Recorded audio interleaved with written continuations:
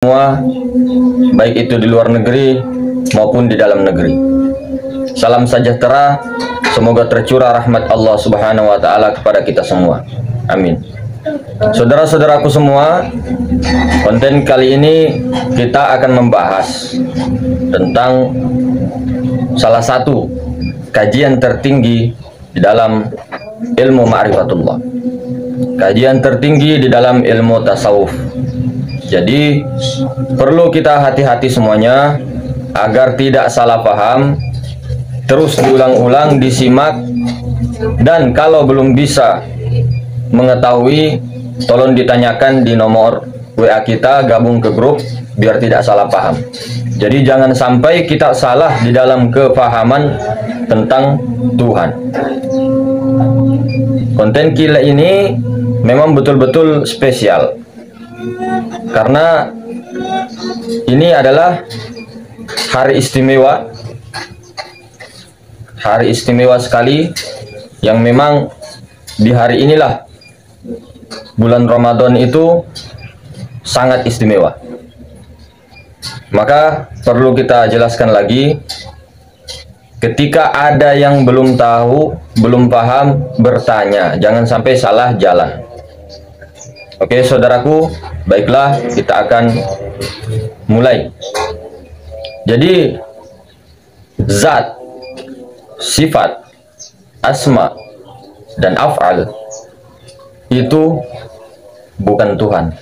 Zat bukan Tuhan, sifat bukan Tuhan, asma bukan Tuhan, af'al bukan Tuhan.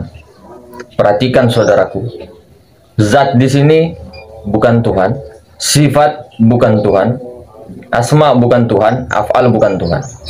Akan tetapi ketika digabung, disatukan menjadi satu, tunggal, zat, sifat, asma, dan af'al, itu adalah wujud Tuhan.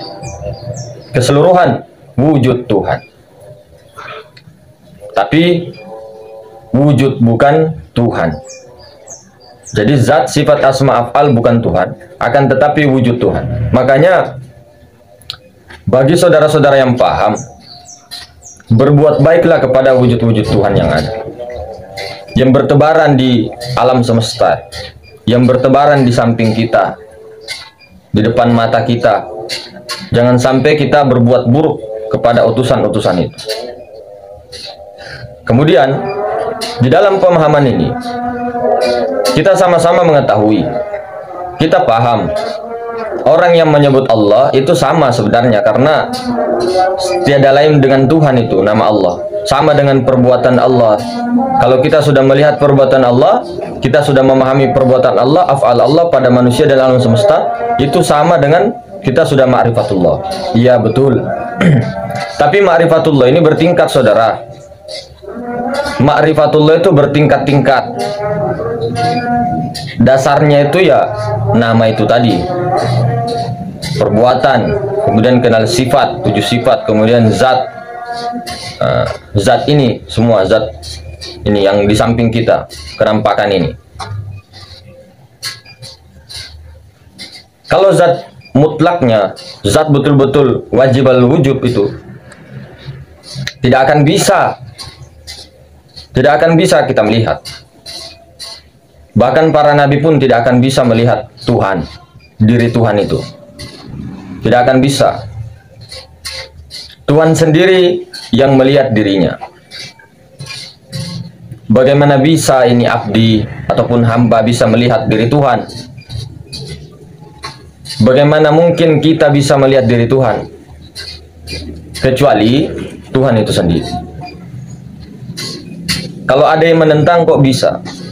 Padahal di konten-konten sebelumnya dijelaskan bahwa ketika kita melihat sifatnya, ya, yang bertajalli pada batang tubuh, 7 sifat ma'ani, af'alnya di setiap alam semesta dan seluruh gerak, itu sama dengan melihat. Iya, itu sama dengan melihat. Akan tetapi itu bukan melihat Tuhan, tapi sifat, zat, asma, dan af'al itu wujud Tuhan. Jika disatukan bukan Tuhan. Sementara Tuhan sendiri Tidak ada yang mampu kecuali dirinya sendiri. Lah, dulu kontennya itu panjenengan ataupun Daeng ini pernah membahas tentang Isra Mi'raj Nabi Muhammad melihat Allah. Nah, bukan Nabi Muhammad yang melihat Allah, melihat Tuhan. Tapi Nabi Muhammad itu ya aslinya ya tiada itu tadi. Fana dalam keahadian Allah. Fana di dalam alam itu, alam ahadiyah. Tidak ada lagi Nabi di situ. Allah sendiri yang melihat dirinya. Bahasa syariat saja kan kita dipahami bahwa Nabi begini melihat nur ini dan sebagainya dan sebagainya. Banyak itu kiasan. Tapi makanya dipahami itu kenapa malaikat Jibril tidak bisa masuk di alam ahadiyah. Karena memang malaikat Jibril hancur, pastinya hancur. Maksudnya hancur ini tidak boleh ada satu malaikat dan jin pun itu masuk ke sana. Bahkan ketika ada aku di sana tidak bisa juga. Misal kita berjalan ke sana, kita akan lebur di sana, hancur jasad itu. Hancur kita punya batang tubuh, batang ruh. Semua hancur. Makna hancur di sini bukan hancur bahwa kita ini hancur berkeping-keping, tidak. Hancurnya itu betul-betul hilang kita punya diri, itu ruh, batin, jasad. Hancur semua. Maksudnya hancur, kita itu betul-betul tidak ada di situ. Ternyata ya Allah, ternyata ya Allah. Ternyata kamu ya Allah. Ternyata kamu toh ini yang ada ya Allah. Ternyata ya Allah selama ini aduh ya Allah. Begitu. Makanya sangat takjub itu begini Nabi Shallallahu Alaihi Wasallam ketika fana, hancur beliau, hancur jasadnya beliau, bukan hancur berkeping-keping, tidak, hancur beliau punya diri, tidak ada lagi Rasulullah, tidak ada lagi Muhammad bin Abdullah, yang ada hanya Allah, hancur. Nah, itulah Tuhan melihat dirinya sendiri.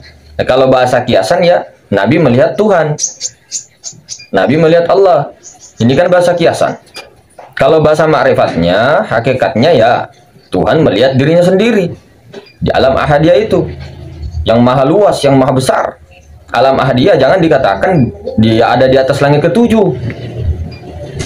Jangan, tidak terbatas itu jangkauan anunya, dimensinya. Kalau memang sudah pernah naik di sana, kemudian mau di cerita-cerita tentang memang betul-betul kesadaran ahadiyah, ya bolehlah kalau sudah sampai ya, boleh, boleh sekali boleh. Tapi kalau belum, ataupun kita hanya belajar yang dimana ini YouTube sekarang banyak membuka semua tentang martabat 7 ya. Banyak sekali kajian-kajian martabat 7. Yang dipertanyakan, kamu ada di sana tidak? Kita ada di sana tidak? Kita ini loh, ada tidak kita duduk di sana itu? Sementara kita menceritakan apa yang belum pernah kita alami. Ada tidak kita ini duduk di sana? Pertanyaannya begitu simpel. Jadi ketika kita ini menceritakan sesuatu yang memang tidak pernah kita lalui, ketika ada orang yang sudah pernah ke sana, malu kita Pak, malu habis-habisan.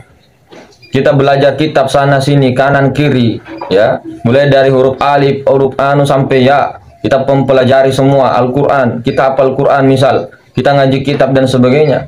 Tapi ketika berhadapan dengan orang yang betul-betul sudah sampai di makom itu, habis kita punya ilmu dalam 1 detik, 5 detik deh, luntur semua ilmu itu. Mau dia apa? Itu kan puncaknya segala itu keilmuan itu. Puncaknya itu, makanya Rasulullah begitu takjub itu, ya Allah. Allah ini ya, ternyata astagfirullah, ternyata ternyata itu pale ya Allah. Ternyata itu ya Allah, kamu. Jadi jangan sampai menuhankan diri-diri, menuhankan utusan-utusan. Jangan menyembah kepada utusan. Menyembah di sini ma'rifat. Jangan ma'rifat selain daripada Allah saja. Allah meliputi segala sesuatu. Segala sesuatu ada di dalam genggaman Allah. Apa yang kita lihat sifat Allah, asma Allah, afal Allah, zat yang hidup ini, itu bukan Allah. Bukan diri Allah, bukan Tuhan itu. Itu wujud Tuhan. Tuhan laisa di situ. Ada tetap. Jadi Tuhan itu tidak berubah-ubah, tetap. dari alam ahadiyah, wahda, wahidiyah, malakut, ajsam, misal, insan, begitu-begitu terus. Tidak berubah-berubah. Makanya kata orang tua kita dulu, kalau Allah itu nama sifat, ya toh? Bisa ditajallikan kepada rupa-rupa apapun. Bahkan Nabi Musa pernah ditajallikan Allah, kok.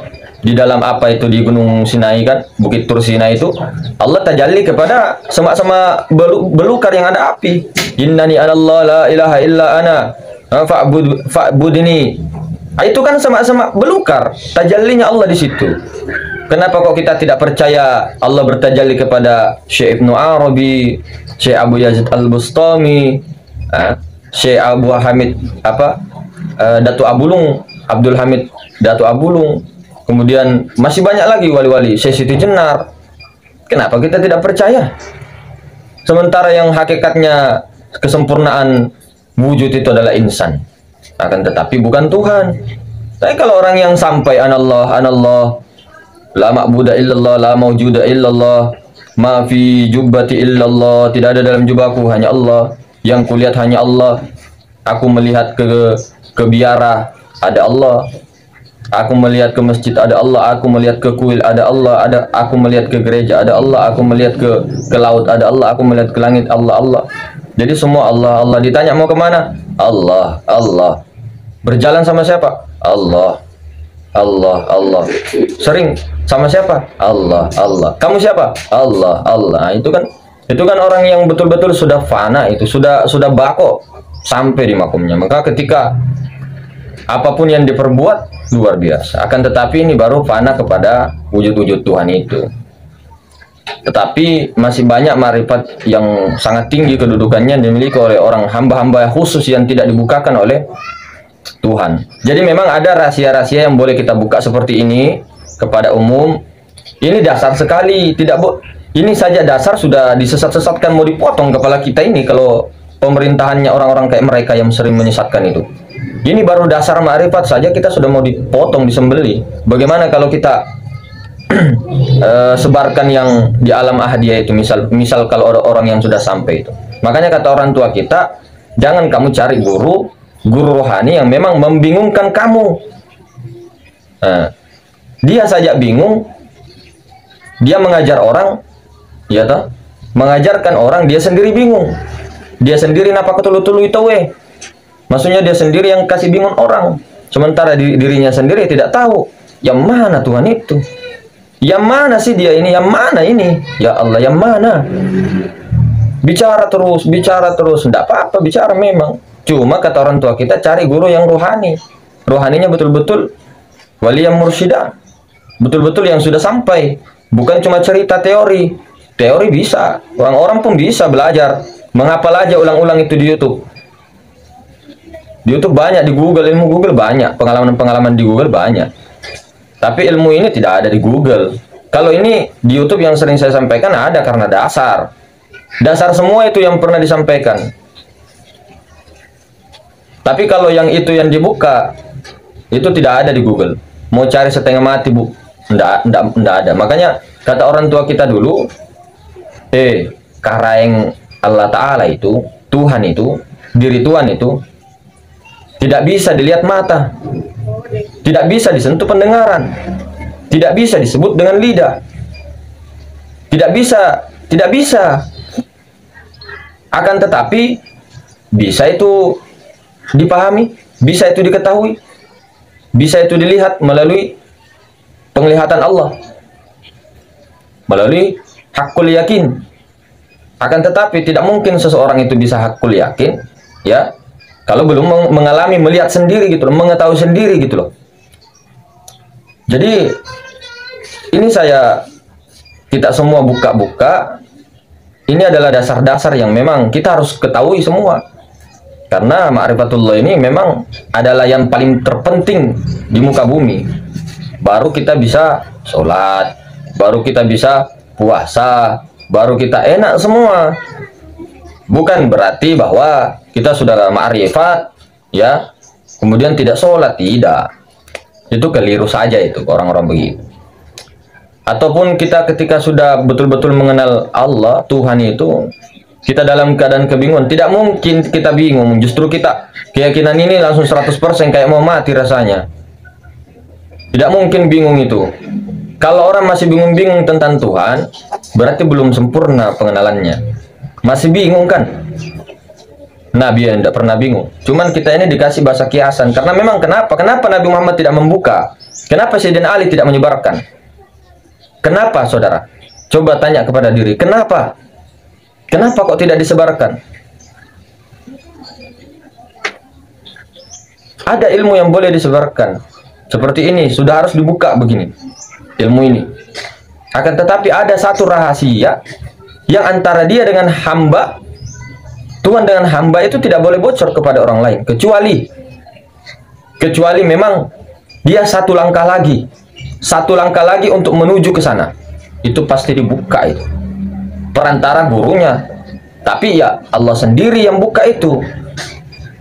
Tuhan sendiri yang bertajalli kepada mursyid, sifatnya. Mungkin begitu, semoga dipahami. Jangan sampai kita salah paham. Makrifat itu bertingkat, saudara, bertingkat sekali. Kalau kita bilang punya ilmu keilmuan, masih banyak di atas ini. Masih banyak wali-wali Allah yang kita kenal, yang terkenal itu, yang masyhur, itu belum ada apa-apanya, bos.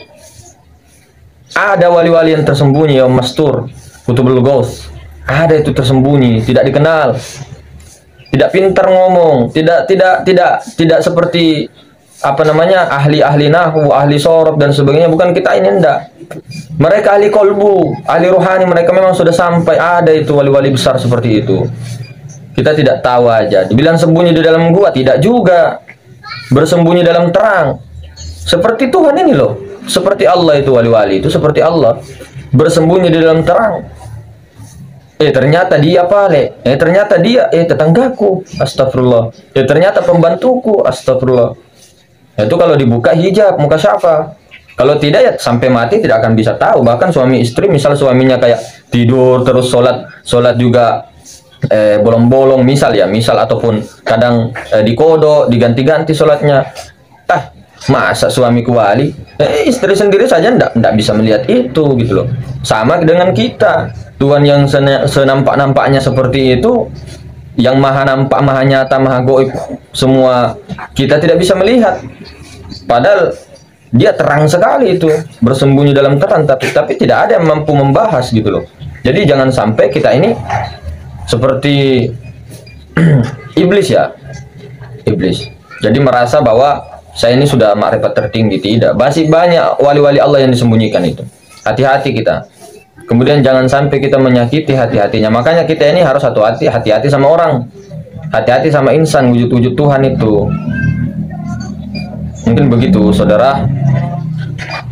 Mohon maaf sebelumnya jika mungkin saudara ada yang belum paham ketika saya mengatakan saya, aku, kamu, dia, dan mereka. Sama saja apa mau kita katakan saya. Kalau sudah sampai, maksudnya sudah sampai ke pahaman kita bahwa sayanya ini saya siapa, gitu loh. Jangan lihat rahmat yang berbicara, tapi siapa yang menggerakkan dia yang berbicara, siapa yang bicara ini siapa ini yang berbicara, gitu loh. Jangan lihat ini siapa yang berbicara, itu lihat apa yang dibicarakan, gitu. Jangan lihat ini, jangan lihat diri yang rusak itu. Rahmatnya siapa dulu?